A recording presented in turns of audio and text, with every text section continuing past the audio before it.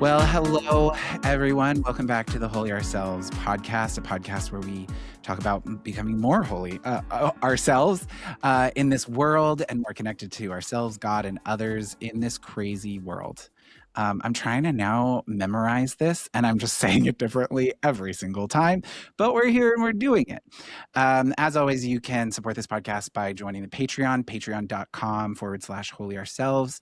After the last episode 2 weeks ago, Rachel and I stayed on and talked about random crap. So if you want to join, you can listen to more of that, of us talking about a lot of different things, about like how we feel when we go to a church of a different sexual ethic and like all those kinds of, it was really fun. I love talking with Rachel. But today I am joined by the wonderful and the OG guest of Life on Side B, Meg Baatz. Hey, Meg. Hey Josh, it's great to see you. It's so funny that you use the word OG. I have this shirt that I actually got from, I went to dinner with our friend Taka, who at the Oahu Grill, and it's like OG and it has those letters on the front of it. And I almost wore it for this podcast, but The instead OG. I wore a shirt that I found at a garage sale, along with, our friend Steve Mwandia. Yes. Yeah, Yes. so I found these like great shirts at a garage sale, and I ended up getting two that were really similar. And I met up with him in New York City and gave him one of the other ones. And I was like, I'm gonna wear the shirt that Mondia has a matching shirt of. So Oh my gosh. feeling ready to I go. feel like matching Steve Wendia is like life goals. There It you go. is, yeah. That is so great, so lovely. Well, this is your first time on Holy Ourselves, but we've talked, I mean, we know each other. Wow. We've talked so much, and I'm so glad you're here. For anyone who maybe doesn't know you, but you also had some crazy life changes lately. Could you just like Yes. share about yourself and whatever you would like to share? Yeah, well, I think the last time that we talked was on the Life on Side B podcast, and I was working at Kaleidoscope at that time. I was living in Queens, New York. I have moved quite a bit. I think that our very first episode, I was in Denver, and then I moved to New York to start Kaleidoscope, lived in Brooklyn, lived in Queens. And then I ended up moving to New Jersey last August. And the most recent big change is I have stepped away from my staff role as chief of operations at Kaleidoscope. So, yeah, lots of changes. Yeah. How does that feel?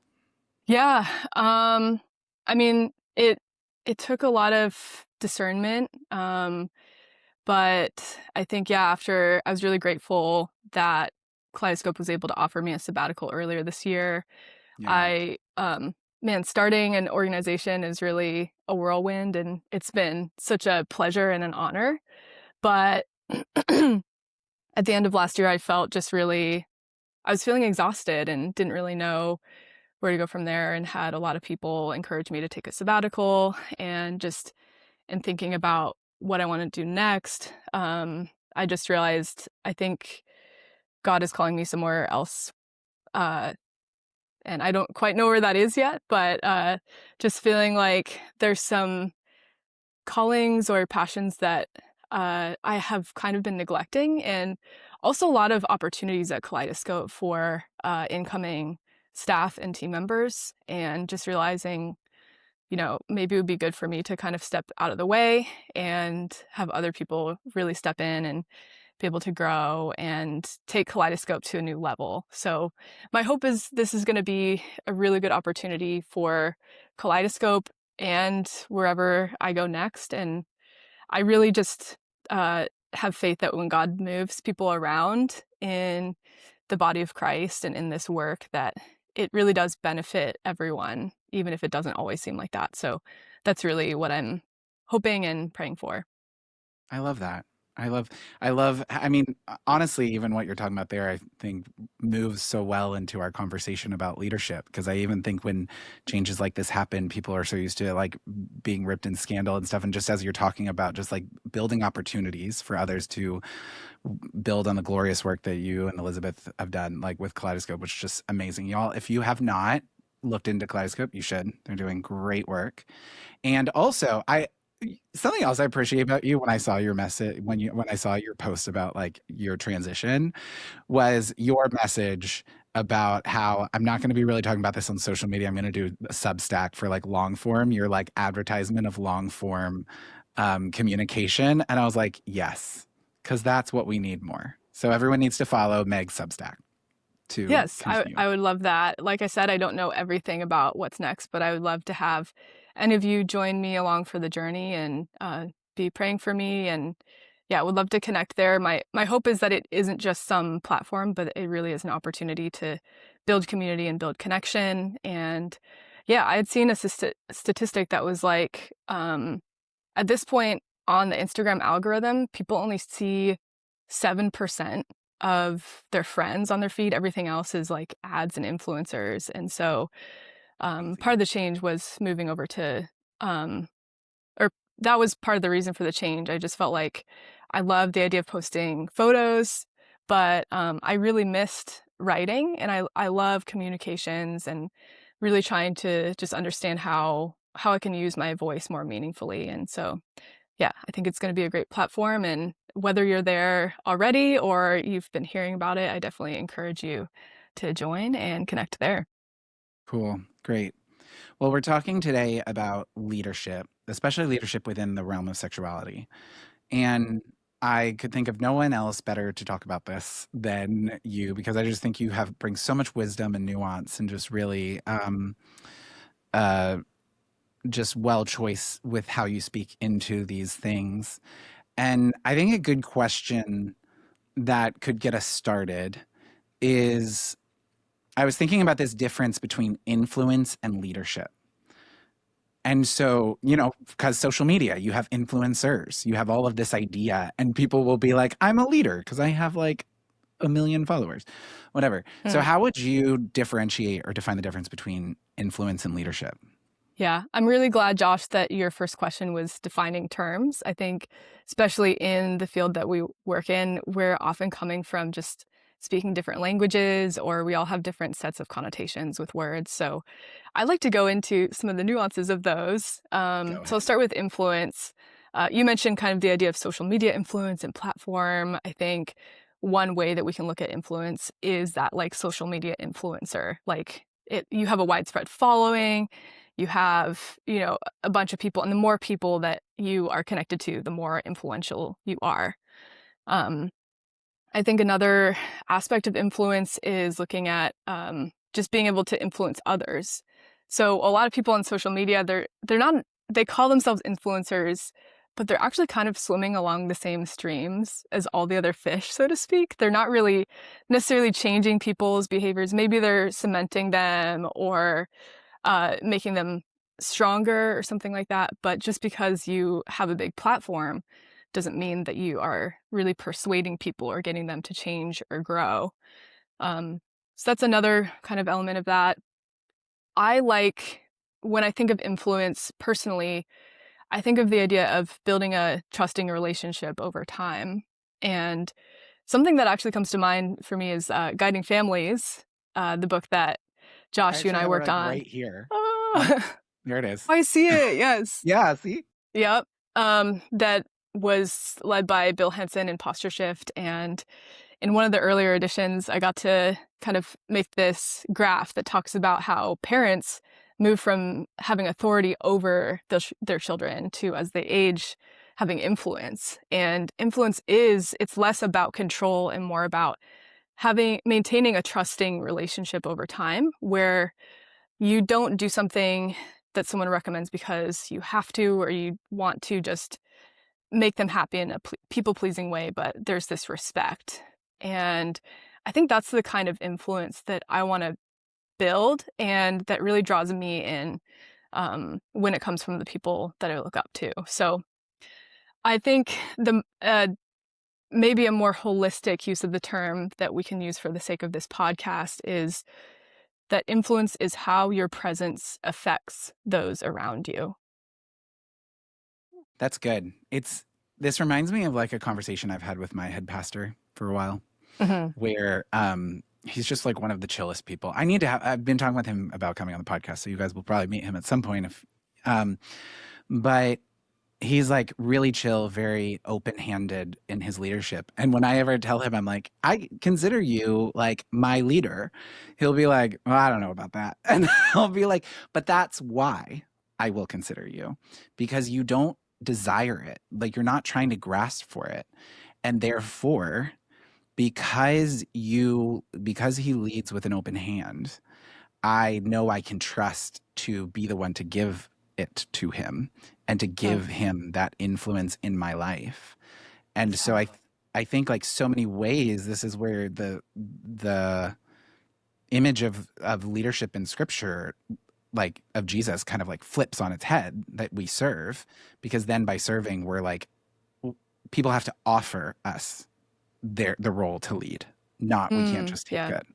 that's so powerful. I just saw this statistic this morning that in the 1980s, the level of trust that the general population had in pastors was very high. About Hmm. 67%, not just in the church, but in the United States, of people said that they would trust a pastor. Nowadays, that statistic is down 40 points, and it's only 27%. And when you look at people under 35, it's only 17% of people trust pastors. That is insane. I mean, also understandable. I'm not Yeah, shocked by it, right. I but think it we've, is, yeah. I think we, especially our generation, Josh, as millennials, but also people younger than us, we were kind of sold this really high sense of hope and trustworthiness in institutions. And generations before us, a lot of people, not, of course, a lot of people did also were not served well by institutions.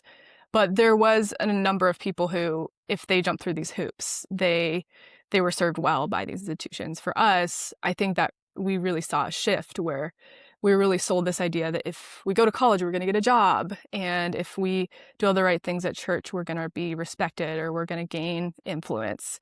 And I think we really experienced a generational shift. And a lot of that is our institutions and our quote unquote leaders have not demonstrated legitimacy in their leadership, and they've not demonstrated integrity.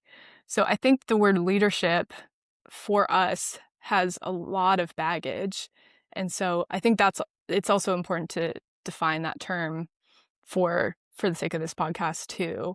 When I think about leadership, I don't think about the charismatic personality at the top of the org chart. I think of something more like what Dan Allender would call the reluctant leader, which is what you mentioned your pastor is, that someone who's like, I don't want to do this, but I know that God is calling me into this. And in order to be the person that God is asking me to be, I have to do it and I have to own the responsibility that's before me. Yeah. And then through that, people actually build the trust that Right. that they can do it. Because I think the hard part is we've kind of like what you're talking about, the culture that we received. I think we received a culture that assumed, like even when you went in as a leader, you assumed people's trust of you. You assumed that by having this role, there would be trust that came with it, and then you could also trust the other person. But the statistic you shared was really, I mean, it's so real. And I think there's some of this that comes from that broader like distrust and skepticism of institutions that we're just seeing like so broadly. But then obviously the church is its own kind of thing that's happening, Hmm. that now the leaders, you have to kind of operate that people don't automatically trust you. Like, Right. I think especially in queer situations where it's just the moment I tell like a queer person I'm a pastor, it can get awkward. Right. Yeah. Yeah. I think it's difficult because in a lot of ways, followers of Jesus, especially those with a clerical role like a pastor, we're not starting on this zero. We're not starting from zero when we build relationships with people. We're starting in this debt of trust because of what has happened before us. And so recognizing that is really important. But there also is a powerful opportunity with that, which is leaders can't get away with not having integrity or not being transparent. And so I think there's also this opportunity that people that quote unquote leaders are serving in a certain capacity, there can be more of a dialogue where we can talk about what are people that we're serving really needing. And we have to pay attention to that, or we can't be leaders long term. Yeah. Well, so we're kind of talking about it. So like to hone in a little bit more, um, I want to kind of converge to the questions I have here, which is what so in general, leadership is kind of under a skepticism moment, and then pastorhood or like ministry working. Because I want us to talk about obviously more than just being a pastor, like Sure. leading in this realm.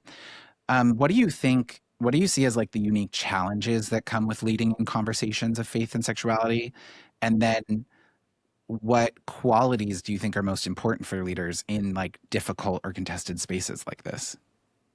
Yeah, I think the challenges are this experience and this realm of life is so very personal to all of us. And I think for queer people, we have our own story with sexuality and gender, but so do non-LGBTQ people. But I think we as queer people have the gift. I mean, we're oftentimes forced to explore this in order to try to maintain or earn a sense of belonging, which is absolutely an injustice. At the same time that that's not fair, I've also experienced that as a gift, that I've gotten to look into my story of sexuality. I've gotten to look into my experience of gender and to bring those before God. And there's a really precious relationship with that. But I think a lot of straight and cisgender people haven't had the gift of exploring that in the same ways. And I think yeah, straight and cisgender people aren't always, maybe are even around less of these conversations and can't necessarily talk about these things. So yeah, I think the challenge is it is very personal when we do talk about this. It's not just some topic we're discussing from an ivory tower. Hopefully, hopefully we do Better not be. recognize, and we have explored our own stories and recognize that um, this is personal to me, whether I experience or am queer or not. Um, but I think it's also that we all have so many different experiences. And so I think there needs to be, when we're talking about qualities, there needs to be a humility. I think there needs to be emotional intelligence. I think there needs to be a lot of self awareness. But I think one of the most important qualities is recognizing the ways that God is present with you and me in our experience of gender and sexuality and in our experience of how we relate to one another. Because the way that I experience Jesus' presence with me is absolutely going to affect how I'm present with others when we're dealing with gender and sexuality. Yeah. I mean, first of all, the emotional awareness piece, it's so funny. Like that has become so important to me when I'm meeting, not like I'm evaluating leaders, but like when I meet people who are speaking into this space or something, one of the biggest things I'm always looking for is like how aware they are of their own story, of their own thing. Because of all of the scandals that we have experienced in the church, like I less care if you've like been perfect in whether it's like Right. like I'm less concerned about that. I'm more aware, I'm concerned of how aware you are about your weaknesses, about where your struggles are, how open you are about the like those things, like just in general understanding of your relationship, like you said, also the goodness, like can you see God working in your life, and less concerned about you having like a perfect record on, you know, sexual integrity or whatever the piece is, or how you're living out your life in faith, um because we're just so used to people in ministry being in scandal and everything. I'm like, I'd rather you just be open. I just want you to be an open person that's aware of where you're coming from than trying to Absolutely. present like a look for stuff. Yeah, Josh, I feel really similarly when it comes to what kind of leaders I trust.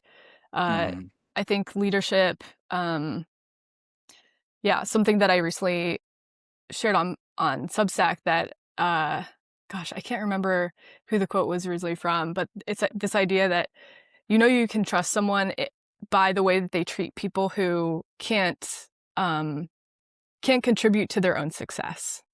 Ooh, yes. And I think recognizing, yeah, are people out to serve themselves? Are they out to serve other people? I think the idea of repair comes to mind.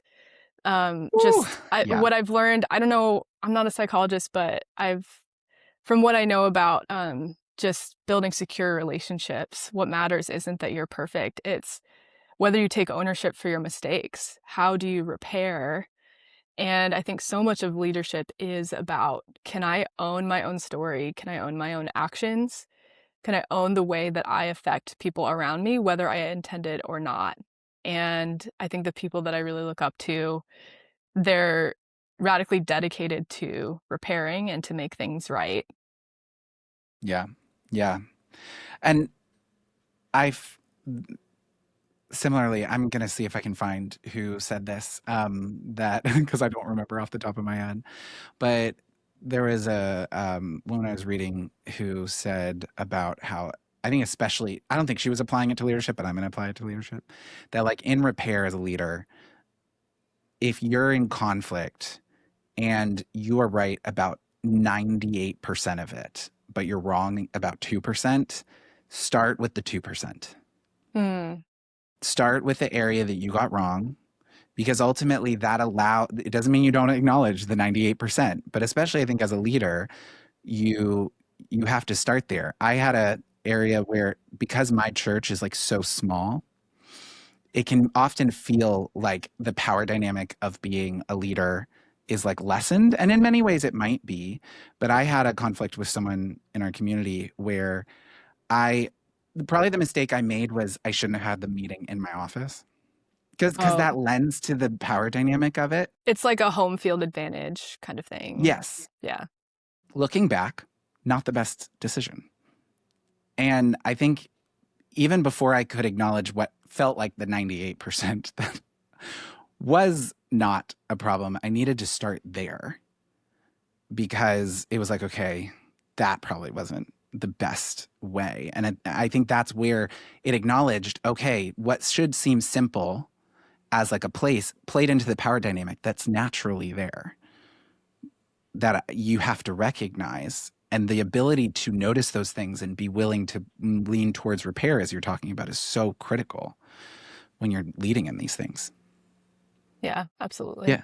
Um, we've talked, there's so many other questions in this, but I think one other question, because we're talking about like what leaders should be and like even the people you trust as a leader. But how has your understanding of leadership changed over the years? Has there been any like bigger ways that has changed to lead you to where you've understood now? Yeah, that's a great question.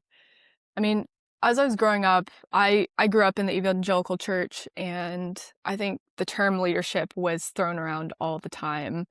Uh, it's almost as though to love God and was to mature as a leader in the church.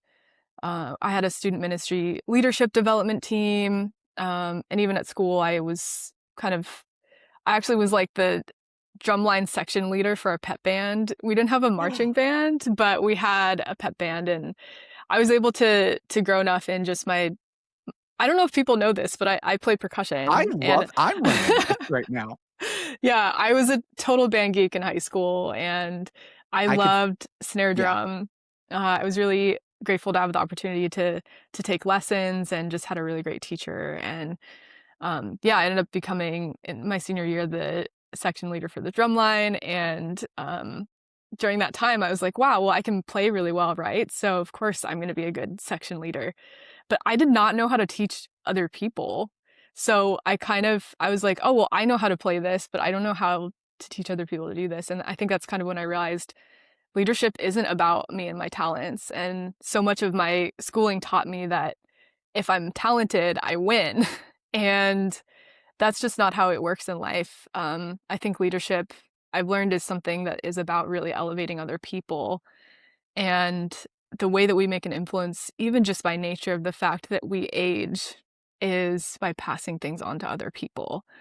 So I think that's one thing that I learned.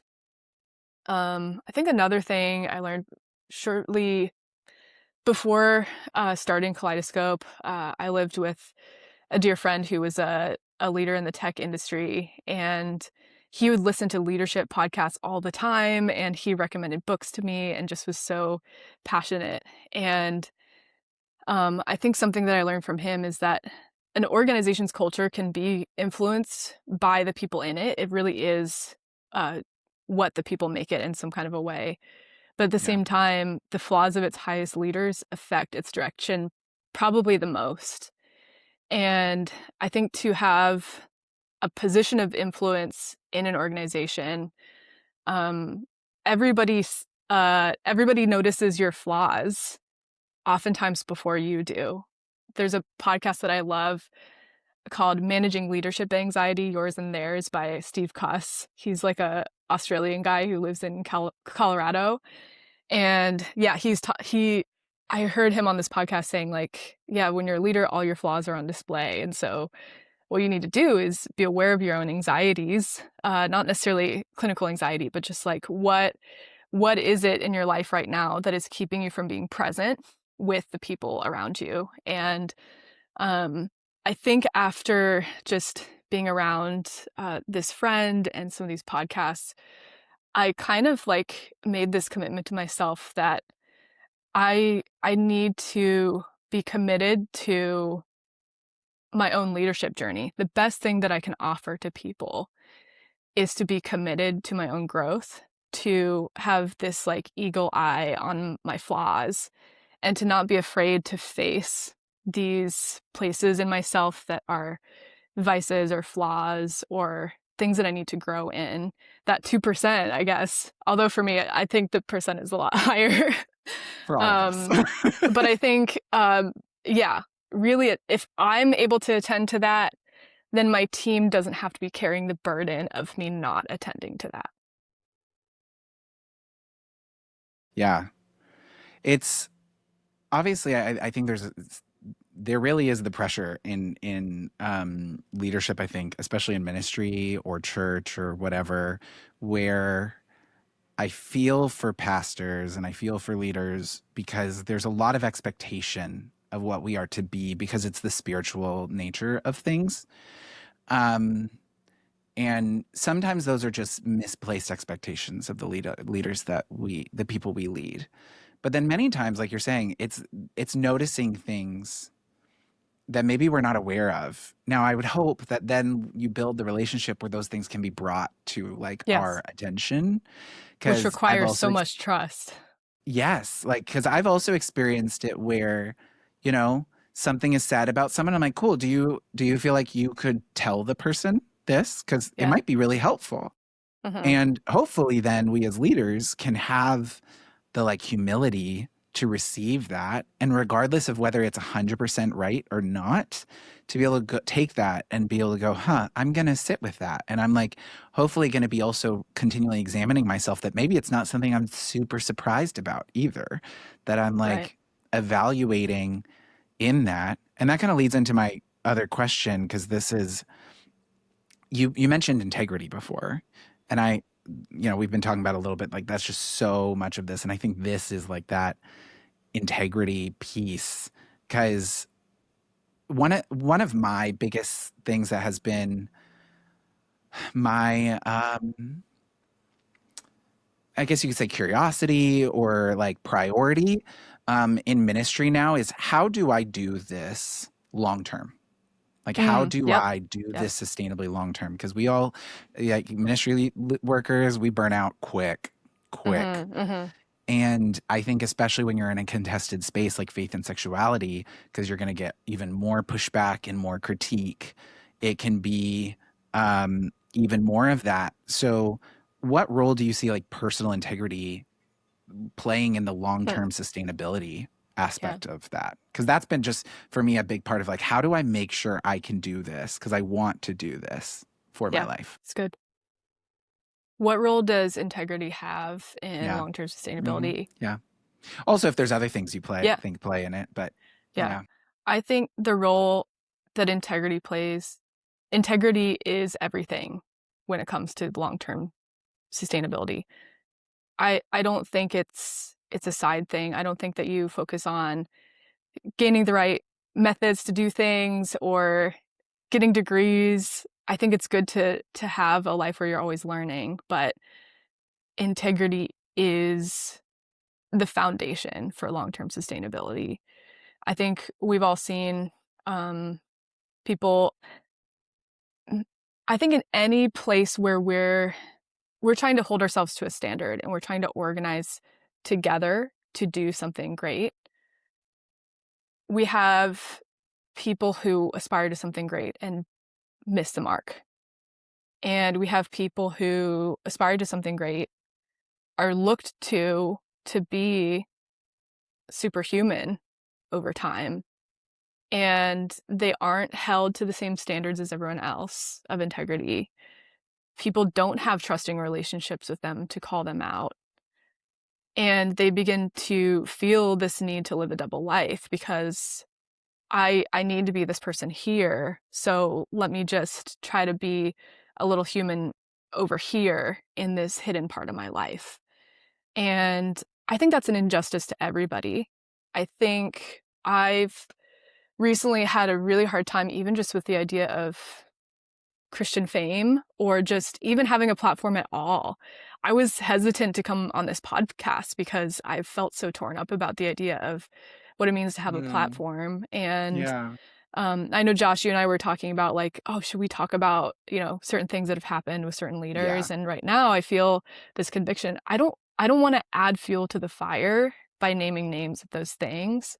I respect where other people are at with that, but I feel like I'd be happy to have some of those conversations privately, but I don't want to draw more attention in keywords and SEO to a human being, because I think the ways that we put people on a pedestal are dehumanizing to us and they're dehumanizing to our leaders.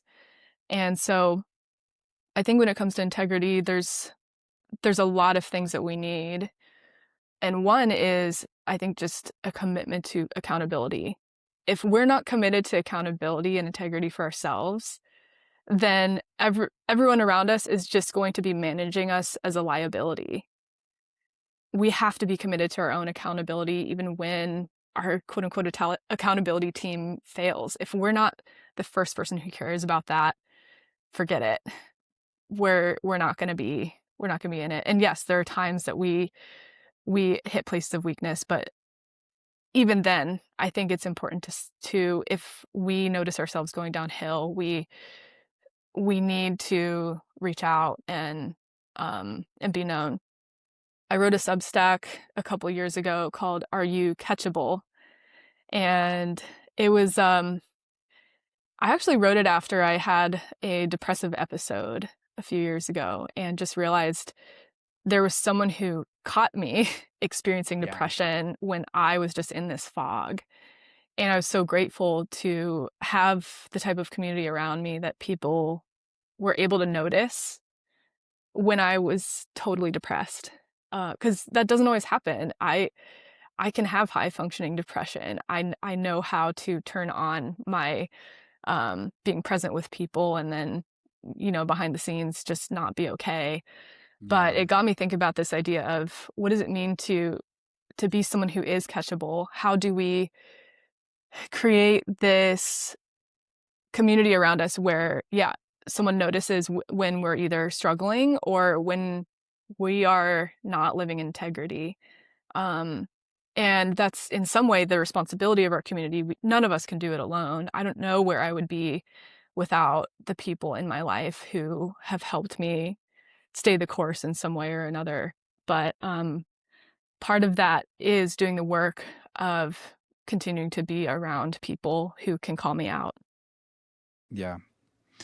Ooh, I think, it's so funny. Right after I asked the question, I suddenly was thinking, I was like, oh, we're talking about defining terms. Maybe we should define integrity.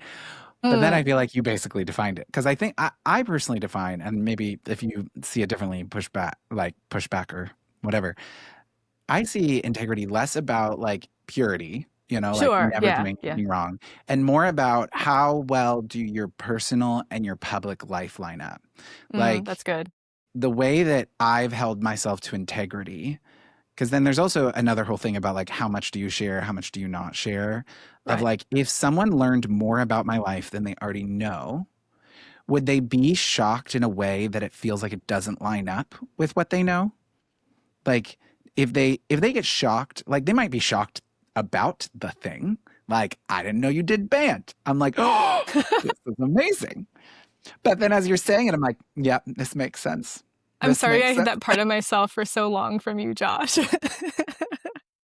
But it's like that you can be shocked, but then when it's something that you're like, this diverts from the character that I Yes. knew you to hold.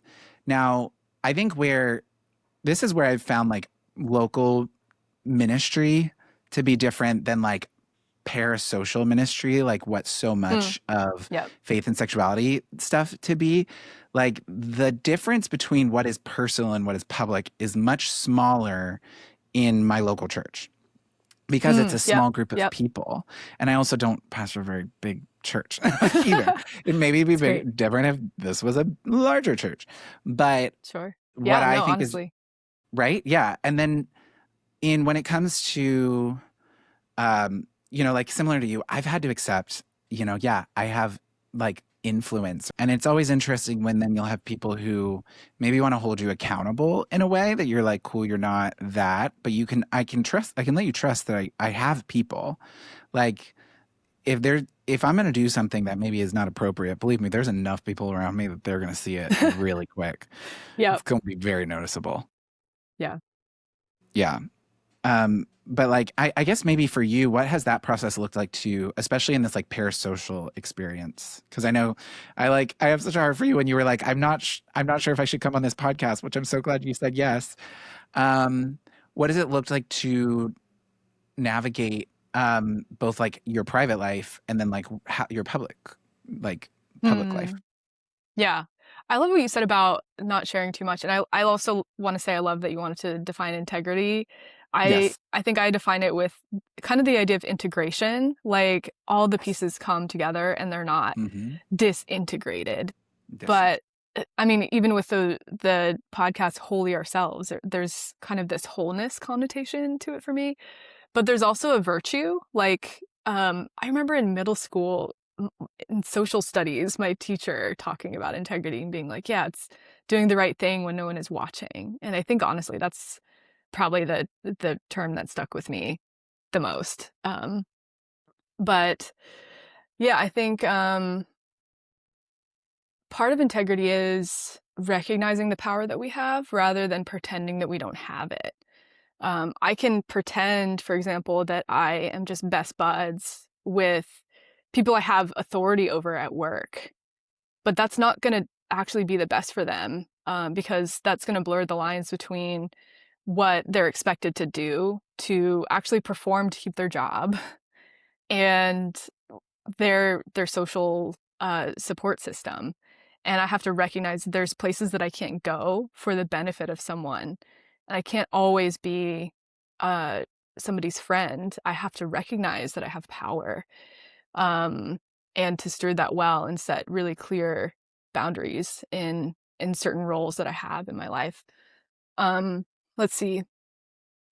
I want to also say that I'm reading this book that my brother gave me on just I guess it's actually about Jungian psychology and it's kind of geared toward women and it talks a lot about femininity and it's not Christian but I've been learning a lot from it and something that I learned was that for women we're taught to not recognize the power that we have. We're taught that being smaller, both literally and figuratively, is how we be the best of Yeah. ourselves. And Yeah. I think to recognize we do have an influence is important. And that's where I think I'm. I promise this is not a tangent, but Do it. I It's think fine if it's a tangent. yeah, just this idea of going back to the idea of leadership. Um, we are all leaders in that we all are called to take ownership for the ways that we impact the people around us. It does not matter our role. I can have influence on someone by being totally absent and apathetic toward them. I have influence on someone by being a Pontius Pilate in their life, by washing my hands of the responsibility I have to my neighbor. And I think sometimes that is the most notorious way that we are bad leaders, is that we do not step into places that God is inviting us to step into. So yeah, I think integrity is important. But your question was asking, A little bit. Well, at first I was like, if there was any different thing on sure, the integrity, which you got yeah, that one. And then the other one was just like, what does it look like for you to kind of yeah, navigate the like personal yeah. public Okay. life So aspect? yeah, I think it is recognizing the level of power that we have, not in a way that's like, ooh, I'm powerful, I can do whatever I want, but just like, oh shoot, I have power. I affect people with what I do, and that's important, not because, I need to be perfect, but because people are so beloved. And I need to respect and honor the people around me. And if I pretend I don't have power, I'm going to hurt somebody. So I need to own that. I think I also need to have this is something I'm also learning from this book, but the idea of shrewdness. And I think of like the play The Taming of the Shrew and how shrewdness, especially toward women, but I think also toward Christians in general, is seen as like this bad thing. Like, oh, you're I don't even know what the connotation. It's like you're stubborn and you just try to get what you want. But Jesus tells us to be wise as doves and shrewd as serpents. And I think how I would define shrewdness while we're defining terms is this idea of recognizing not everybody has earned my trust.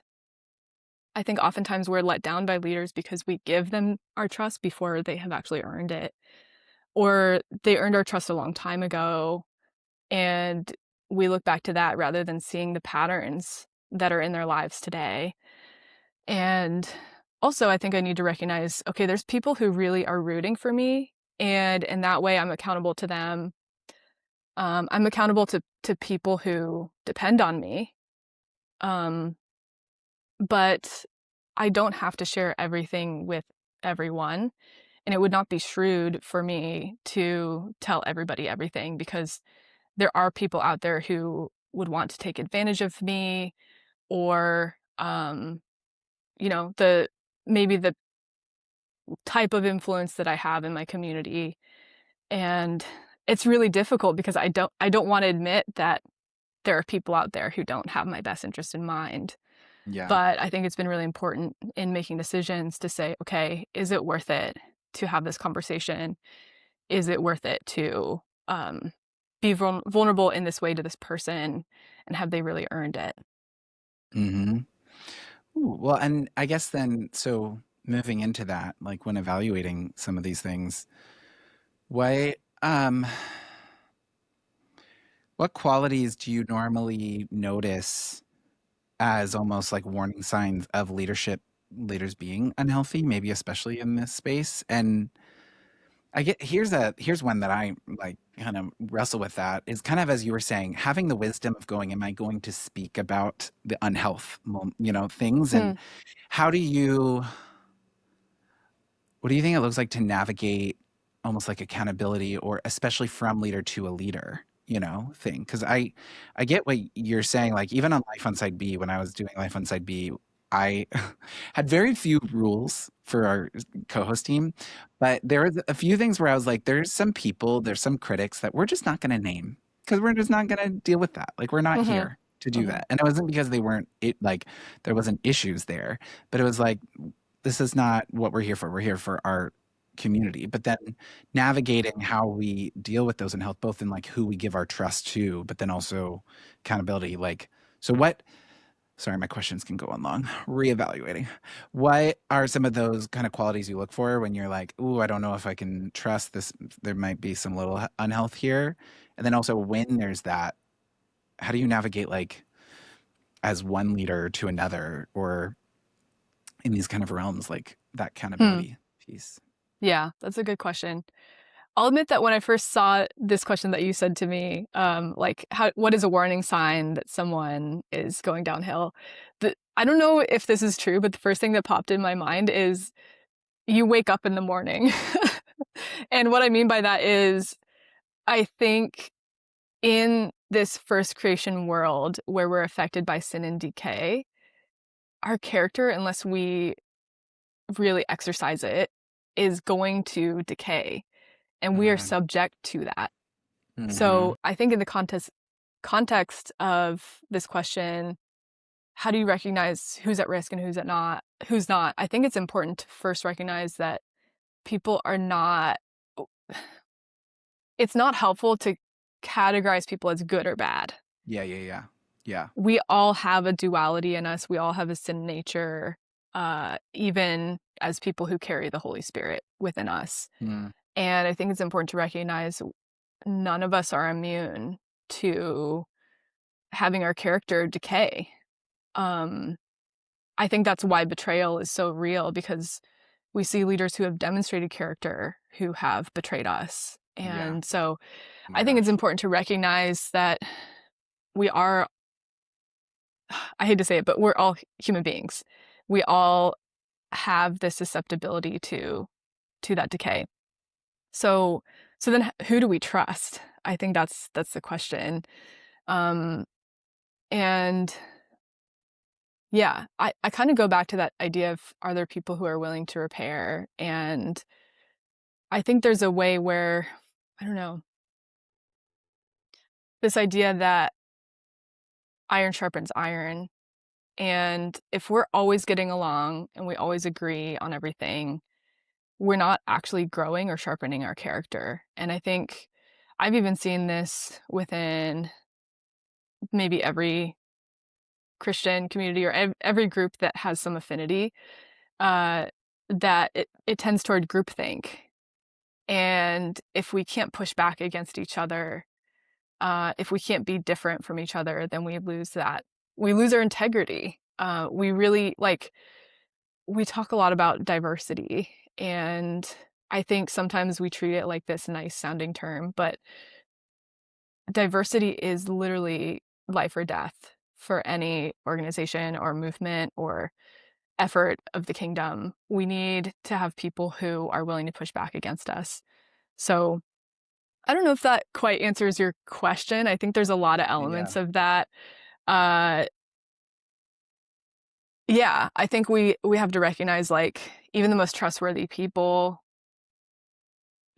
might be dealing with something, and we should be aware that they might have weaknesses that we should be aware of. And I think something, I'll end with this on your question, which is just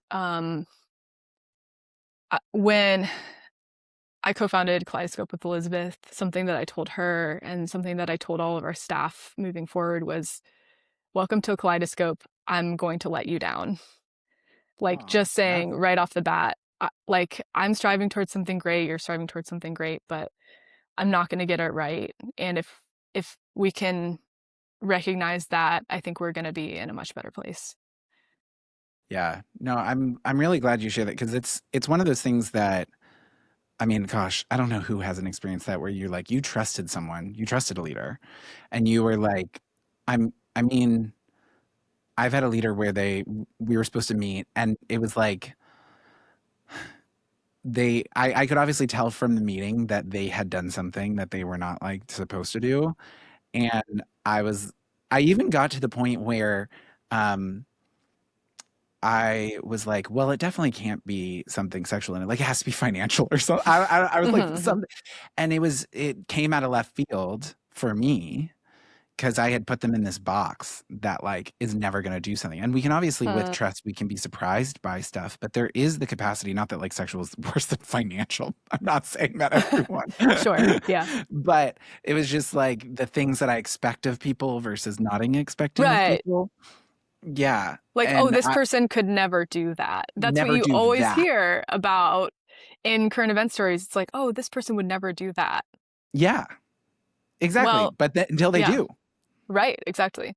Yeah. And so there always has to be, I think that's also like not allowing people not to be static. Also, like, Yeah. we're Mhm. changing Mhm. constantly, and we're not always knowing everything about people. But then, um, yeah, I always wrestle with, and I don't have an answer to it, of like, when I see things that I'm like, okay, yes, this is like a concern. Yeah, How that's a do good point. I how do I address it? How do I go, especially when it's someone like, I think there's obviously like a release of surrender when it's someone like, I don't have a place in this person's life. It's like Right. not my business. Yeah. And also, I don't think this is the problem with social media. We think that the answer to everything is to call people out constantly. And I'm not Right. saying there's not a place for that, but I don't think it's actually the place for repair. Like the real I repair agree happens 100%. intentionally in behind the scenes conversations, which sadly then to most people doesn't look like anything's ever occurring, Hmm. because you're not there. Um, Yeah. yeah. And I know we have some, first of all, like all the time, I sent Meg a billion questions of which we're not getting to everything. Obviously if there's something there, is there anything there you want to share? I don't want Yeah. to, yeah. I just want to agree with you that social media is not a place to grow. You can maybe reinforce what you already believe. That's what the algorithms are great doing, is further polarizing people. But there's a reason that we get frustrated when we have these battles in the comment section of something. That's because this is not a platform designed for these conversations to go anywhere. It's designed for them to continue to go back and forth so that post gets more views and more rage. But we're not really learning things from people. We're not really listening to each other. And so I think, like, if I have this parasocial relationship with someone and I'm commenting on them, I'm it's not going to help.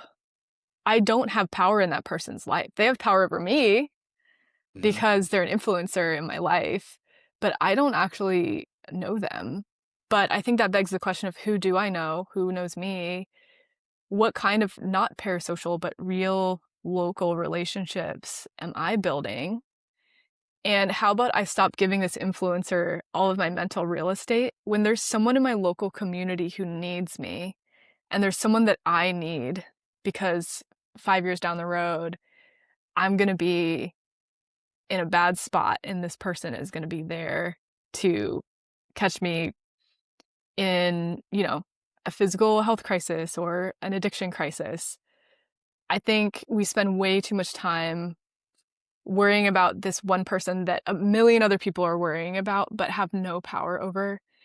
And it's no wonder why our local communities are so isolated.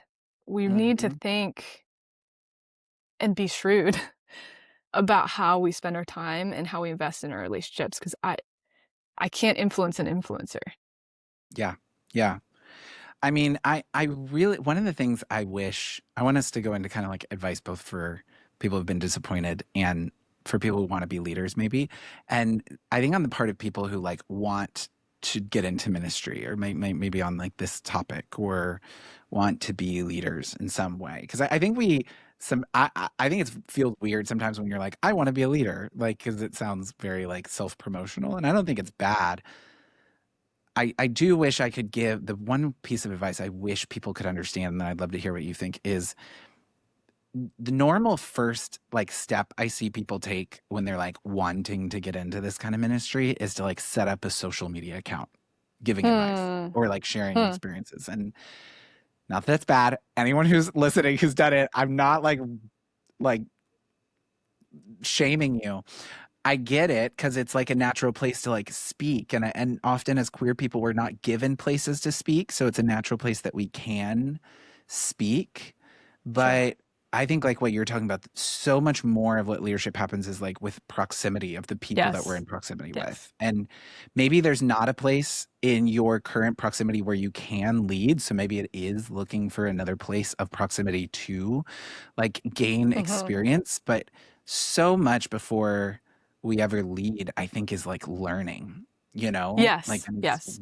it's following behind Yeah. other It's people. service. Yeah. Yes. I think Yeah. leadership is understood rightly as service. We look at the legacy of Jesus. One of his most powerful leadership acts was putting on the towel of a servant and washing the feet of his quote unquote followers. How many Yeah. influencers on social media do you know who would lay down their platform to go, I don't know, somehow promote one of their followers that has like nobody that's following Yeah. them? Yeah. Yeah. I also think of there's a time where Jesus talks about, like, my authority is mine. I pick it up and I lay it down. And yeah, we have, I think a leader also recognizes that they're identity is not in their leadership. And I feel that right now as I'm laying down a role. I'm not I'm not a brand. I'm not a title. Uh, I'm all the promises of God toward me. I belong with Jesus. I'm sealed with the Holy Spirit in heaven. So I don't know. I think for leaders starting out, it's really important to first have your foundation in who you are in Christ, because if not, you're going to become your platform. Second, I think you're right that proximity needs to happen. And you need to not just surround people with an affinity that you share, but maintain proximity with people who are different from you, because that's how you make an influence. If people already agree with you, you're not influencing them toward anything. But there's people in your community who need to better understand who you are and better care for LGBTQ communities. And if you're present, they'll learn that. But if you're over here with all these other people who already agree with you, they're not going to have the gift of being exposed to that kind of knowledge and understanding.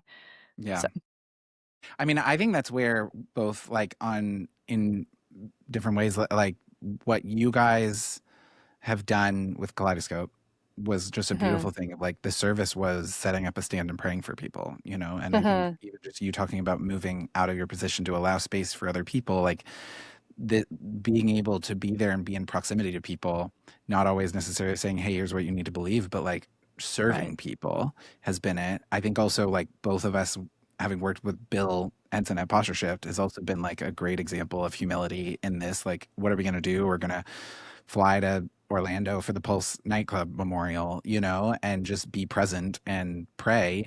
Like, Yeah. those are not things that are counted as leadership because you don't have downloads from a podcast, Mhm, or the amount of a reach of a social media or book sales, but it's the actual like sitting with people, sitting right. with pastors that don't understand like faith and sexuality, sitting with queer people in pain, like that's the proximity of leadership.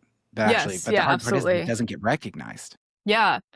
There's this spiritual principle that Jesus talks about quite often, which is basically what you do in secret is what will be known. Hmm. There's a few examples that I can think of. He says, "There's nothing covered that won't be uncovered, nothing hidden that won't be made known."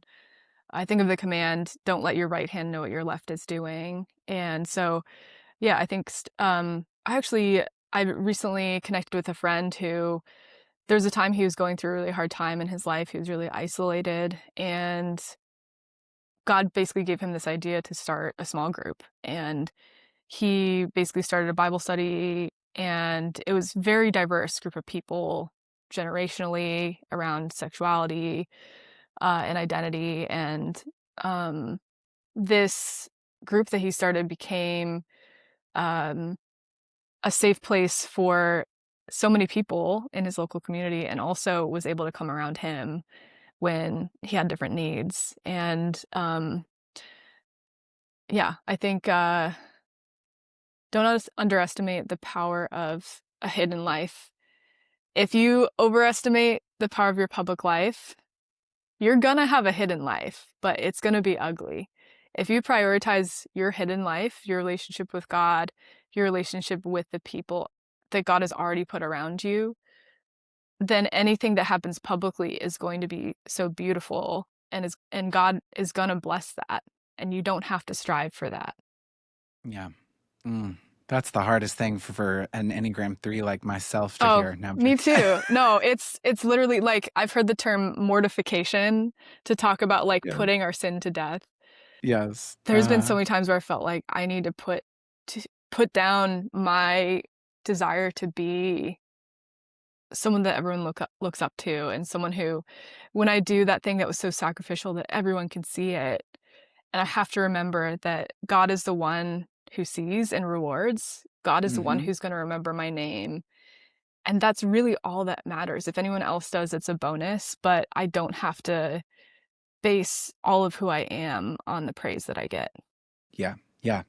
I mean, this is where this might not be needed for most leaders, but as an Enneagram 3, I felt like it was so important when I became very open about some of the like failures that I've had as a Mm, leader. because it it just felt like it really needed to be known that like I can't just build this image of, yeah, wanting to be loved by like the things that are easy, but also being open about the things that are like it's become very critical for me that I want these things to be known, Hmm. um, because it gives me it actually gives me accountability Yes. and balance of understanding in it, going through this. So, Yeah. what would you? Oh yeah, go I'll ahead. just say, I definitely think the future belongs to vulnerable leaders. Yes. For last question, what advice would you give to someone who has been disappointed by a spiritual leader organization, like just kind of feels really let down by that leadership? Maybe in this room, maybe just in general, but like what Yeah. advice would you give? Yeah. I think the first thing that I would say is, I'm sorry. That shouldn't have happened to you. That was wrong. This is someone you depended on, and they let you down and betrayed you. They had power over you, and they abused or neglected that power, and that wasn't fair to you. The second thing I'd say is to make room for your grief. You might have a lot of anger and bitterness, but I really believe that the bottom of anger is sadness. It's something that we have lost or have had threatened, something that matters really deeply to us. So you are someone who your grief deserves time and space from you to be honored and to be expressed. So take the time to grieve that this shouldn't have happened. And I think the second thing is, or whatever number we're on, the third thing is to remember that you also have influence. What you do next is yours to own. You did not choose how this person treated you, but you choose your response and you choose what's next. And what you choose, whether you build some sort of title or not, you influence the people around you. And if you remain in that hurt, you're going to hurt people. If you heal, you're going to be a healer. And I think it's important to recognize that, yeah, you are a leader. Um, Maybe, and if that term has baggage for you, you are someone who influences the people around you with the way that you behave, with what you do, and with what you leave undone. So this is an opportunity for you to think through what matters to me in leadership, or what matters to me in people who are striving towards something good, and what kind of person do I want to be? When I'm building a community, maybe I don't like what this person is doing over here. I don't like the direction of where they're going. But what community am I going to build in the places where I have influence? My household, my family of origin, my chosen family, uh, my work, whether I'm in ministry or in a career field where I am also doing ministry. Um, what kind of community and culture am I going to create? Because that's what I have power over. I feel like that can be left as it is. The one thing I will add in that is it's not even, I wish I could like have it fully figured out, but this is fascinating because I've been thinking lately about how there's something about how my story went that I kind of like developed faith away from an institutional church Hmm. that I don't I've been hurt obviously by so many of us from institutional church, but it doesn't equate often to pain towards faith in general. And I don't know if that's a good thing, I don't know if that's a bad thing, but it is something that I think we often what's so hard about when we've had leaders let us down or organizations let us down is the things we've attached to that leader, that organization, the meaning Mm-hmm. that we've Mm-hmm. attached, whether like that this person is the example of faith or this is, whatever it is. Um, this is attached to my community, that having to parse that out and allow our faith or our maybe like if it's specifically in the like faith and sexuality realm, like this whole thing has to be kind of distinguished and parsed out. I think of it as like the parable of the wheat and the weeds kind of thing. Yep. Um, that it's hard, and it's hard to process, because I think in the parable this is why the landowners, like, they're like, should we take the weeds? And he's like, well, wait for a moment, because if you take out the weeds, you'll also take out the wheat too. Mm. You have a chance, you have danger of taking out the wheat too. And so I don't think it's a quick process, but it's the slow process of like allowing these things to separate so we don't lose this in the middle of this. And I would Yeah, encourage you to have patience with yourself. absolutely. Yeah. Yeah, Oh my gosh, we that's could, great. I mean, I we know. could talk forever, ever. Thank you so much for joining. Anything else that's like burning in your heart that you want to say that maybe we hadn't gotten to? I think so. Just want to No? say it was such an honor and joy to be on this podcast. And yeah, it's so great to be with you all. I'm just a regular person and I'm going to let you down. And So far. I'm also really grateful to have an opportunity to just have this conversation with you, Josh. And I'm really looking forward to whoever's listening, whatever kinds of conversations this sparks in your own communities, or if this inspires you to imagine the communities that you want to build. I just want to bless you in that. And yeah, I'll probably just say a prayer after the podcast for whoever is listening, that whatever God might have spoken to you here, that it would really stick with you and you'd move forward, because I think everyone who's listening has so much opportunity before them, and you have the Holy Spirit with you. You have so much to offer, and not everyone is going to see it, but God does. So let that be your foundation. Amen. Amen. Thank you so much. Where can people learn more about your work and things? Well, I do want to encourage people to, yeah, if you want to follow Kaleidoscope, the org that I've helped build up the past 5 years, you can go to kaleidoscopeusa.org. And right now they're doing a lot of outreaches for Pride Month in New York City. I think the deadline for volunteering has already ended, but if you want to donate to them, definitely encourage you to do that. And then for myself, there's a lot I don't know about where I'm headed, and it's kind of weird coming onto a podcast and saying, "Wow, I don't have a book coming out. I don't Yeah. have a new organization I'm starting." But yeah, I would love to have you follow my just messy and uncertain journey on Substack. And I don't know. I guess my handle is Meg Baatz on Substack. Okay. I'll have So it in the show notes okay, too, sounds great. so people can go to the show notes. Cool. Thank you so much. Thank you all. Thank you, Thank you Josh. everyone for listening. I hope this is not the last time we'll hear from Meg Baatz on this podcast. As always, you can subscribe and follow wherever you listen, YouTube, on Podcast to Help. Go to patreon.com/holy ourselves to support the podcast and get more resources. Also, you can follow my Substack. I'm intentionally trying to get my next like newsletter out, and I just have not had a moment.